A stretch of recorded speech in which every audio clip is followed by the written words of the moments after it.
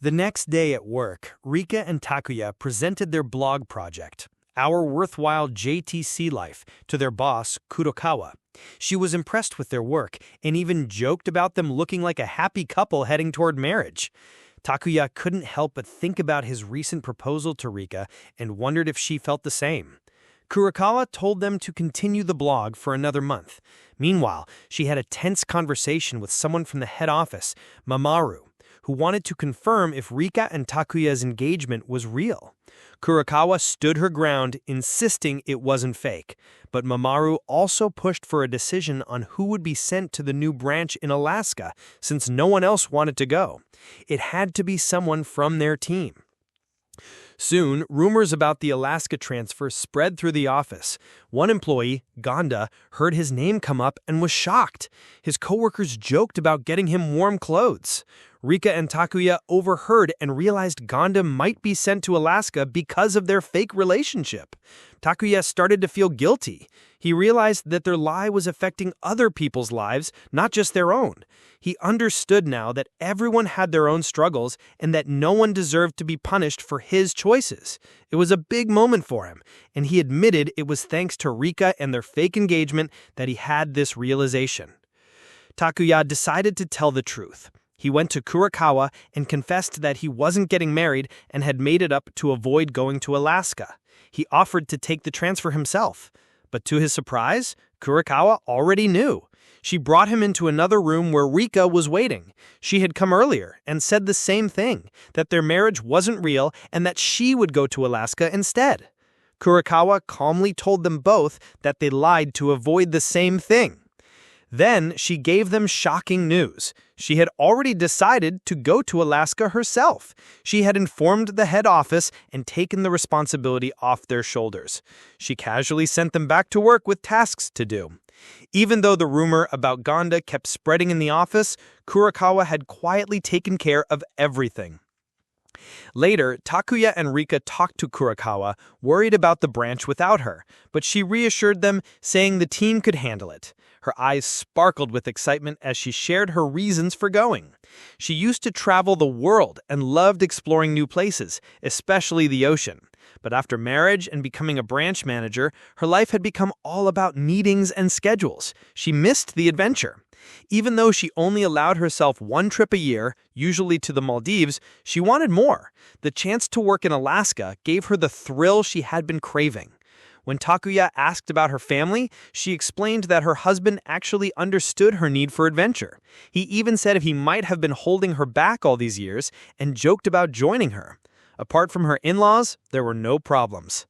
After she left, Takuya wondered if Kurokawa's choice was really about her own desire or if it had something to do with covering for their lie. Rika didn't know for sure, but believed that Kurokawa was being honest about her adventurous heart. Takuya thought about her words, about chasing things you've never seen, and realized that even though their relationship was fake, the past 2 months had been a real, life-changing journey. Rika and Takuya both agreed it was time to end their fake marriage. They realized the plan had done its job, and keeping up the lie forever wasn't realistic. It was better to stop now. They began sorting things out, like how to explain the truth to their coworkers in the head office. They also listed the things they bought for the project, such as cushions, a globe, and the tent. Anything they didn't need anymore, they planned to sell. As they looked back on their 2 months pretending to be engaged, they both felt surprised at how easy it was to bring it all to an end. It almost felt like waking up from a dream. Compared to real marriage, which they imagined to be full of stress, worries about money and work, and less personal space, this fake setup had been much simpler. They talked about how real couples might argue over small things or feel pressure from family. In the end, they both thought marriage might not be necessary and could be more trouble than it's worth. Rika even said marriage might just be an illusion. But just as the morning trains were about to start, Takuya had a change of heart. He remembered what their boss Kurokawa had said about not sticking to a single path in life. So, out of nowhere, he asked Rika if they could get married for real, even though they weren't really dating and didn't have a romantic story. Rika happily agreed. They kept asking each other if they could still marry without doing things the right way, and each time they answered yes. Then Rika looked at Takuya and asked if he truly loved her.